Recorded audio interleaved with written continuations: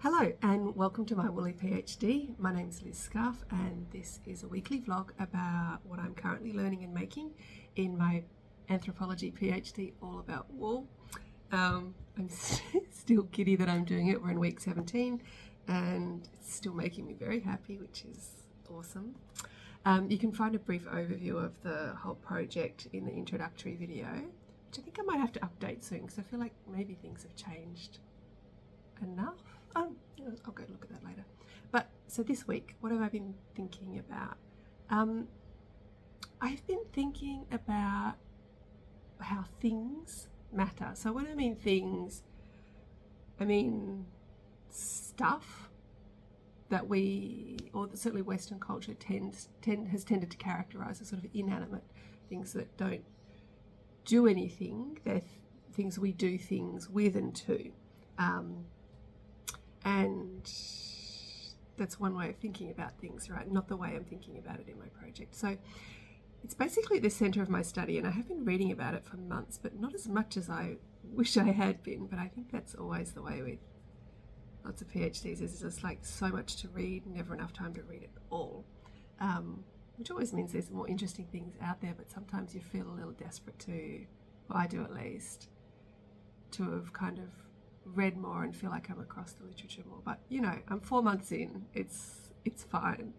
But what have a couple of things I have been reading recently, which I think they're awesome. They're both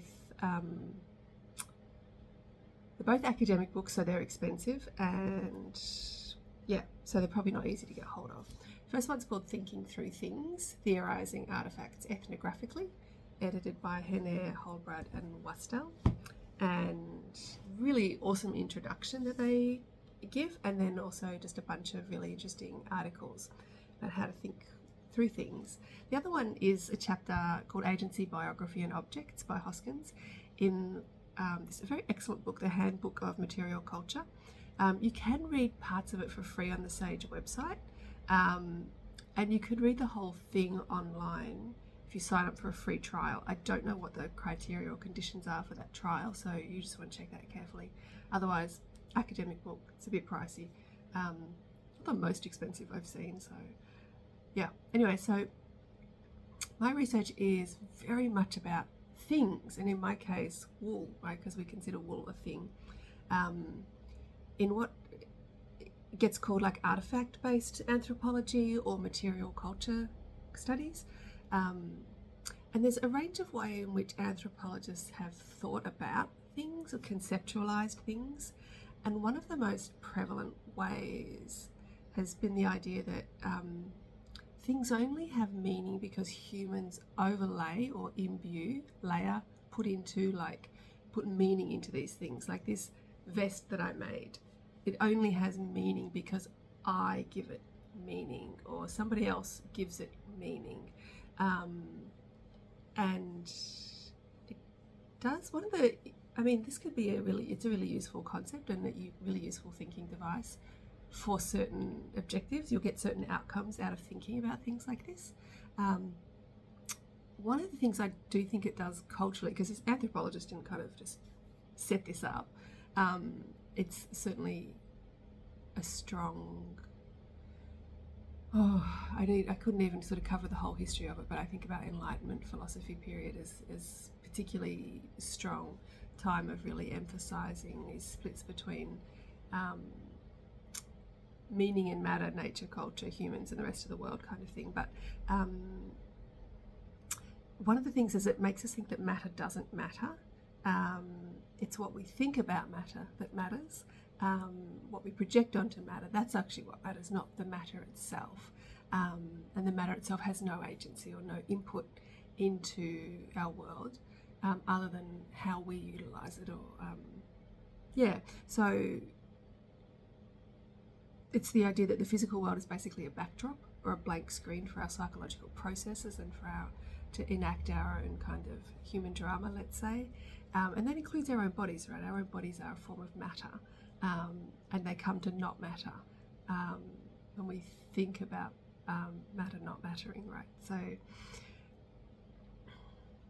I know this way of thinking, like the overlaying of meaning, and that matter doesn't matter makes a lot of sense to some people, but it totally makes no sense to me. But that's probably why I'm doing this kind of PhD, because I think things really, really, really matter. And this is another, say, less common but not unheard of approach in anthropology. There is quite a bit of work on this. It's to think through things, like what this book is titled to. The thinking through things is been quite popular for a little while as an idea. But to think through things as if they're meaningful in and of themselves, and as if they don't need concepts or theories to explain them. They could explain themselves on their own terms. Or they can also generate new theories based on their own thingness, I guess. This kind of approach, which is, not shockingly, the kind of approach I'm trying to use, it doesn't separate concepts out from things.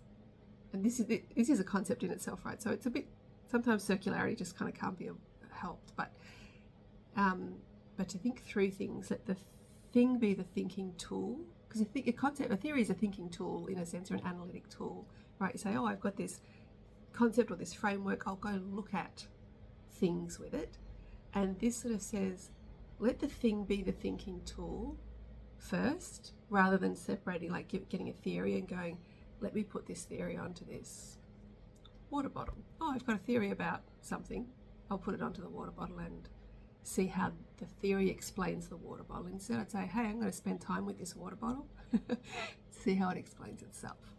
Now, none of this is to pretend there's any objectivity in any of this work, whether you go theory first or thing first. It's all very subjective, right? Who's doing the observing and the thinking with the thing. But really this, don't use theory to explain the thing. Go spend time with it, interact with it, hang out, use it, be used by it, be shaped by it, shape it, all these kinds of things, to learn about what that thing is or does or tends towards or creates or makes as it kind of is in the world. What's the nature of its beingness?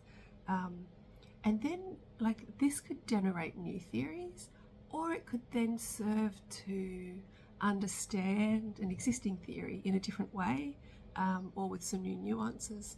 So this is the way it's like, it's thing first, not theory first.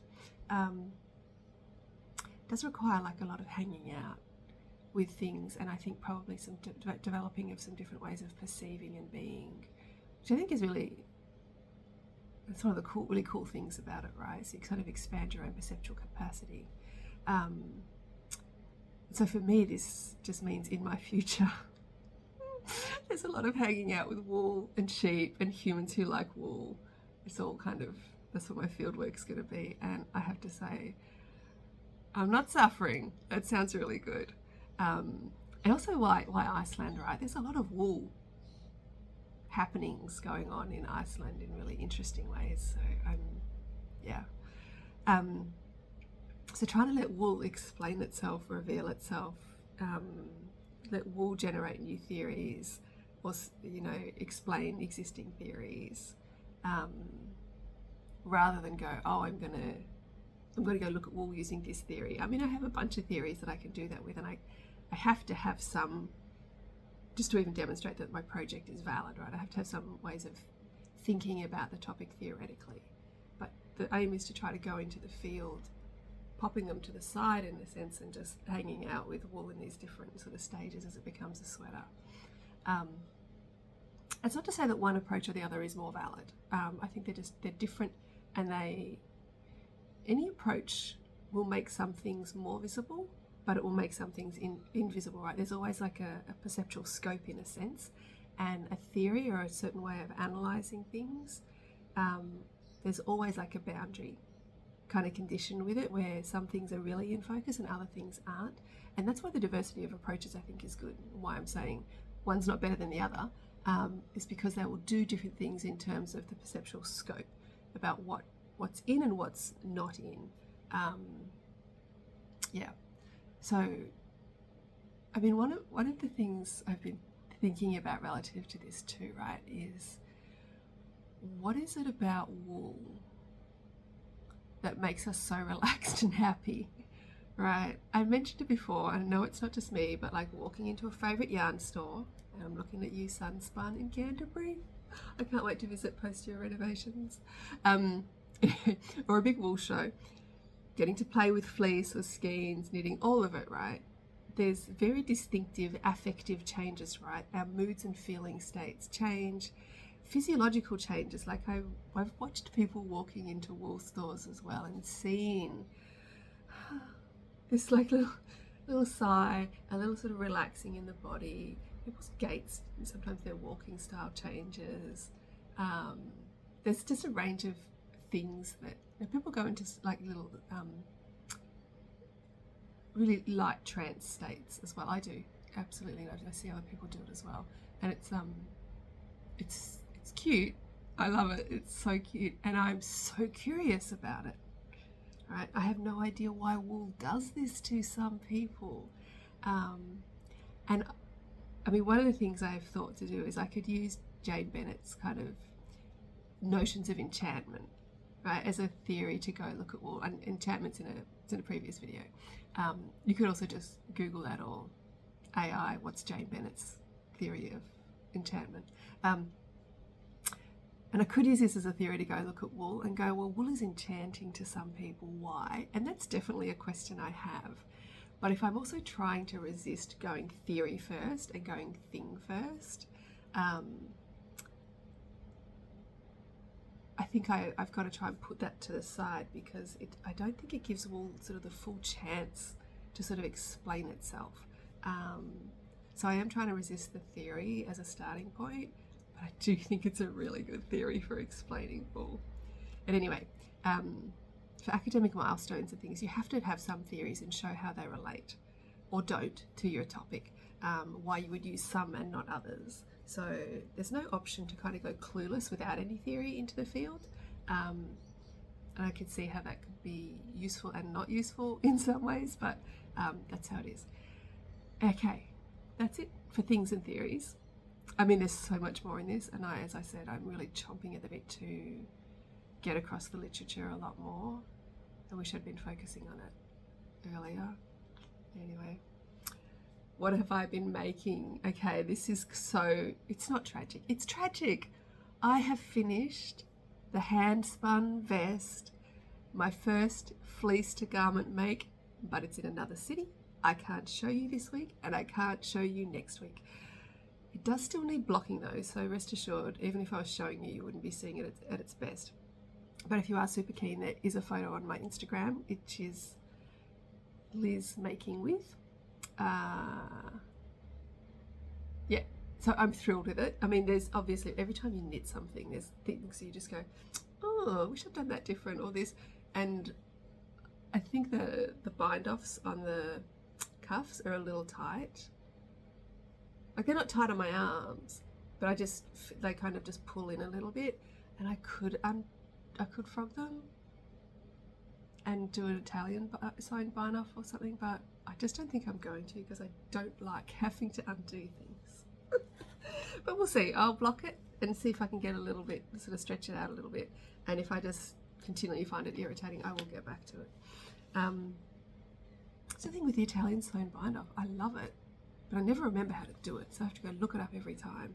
Anyway, that is one of the issues I'm having with my latest make. So that is something exciting about finishing that project, because I was so dedicated to just like working on it, because I had a deadline, as I wasn't working on anything else. So now I can. So I have made this, the colours are chaos, it's not totally my thing, but this is from, this is a mitt. It's going to be like this. This is for my daughter, whose hands are slightly narrower and longer than mine, so I have tried it on my hand. It does fit. It will fit her better. And this is the Fingerless Mittens Pattern by Hiris Makes. And yeah, this is actually with a handspun too. This is one of my earliest handspuns. I've probably shown it here before. Oh, that's the best way to... Okay, I think you can see that. It's in a skein, It's so gorgeous. This was a roving from Kathy's Fibres. I got at Bendigo Woolen Wool Show, and makes me think of Peter Rabbit, like the Beatrix Potter things and Easter. So I just call it Easter eggs. But there's a proper name for it. I don't know what it is. You'd be able to find it on our website if you love it. Anyway, it's not totally my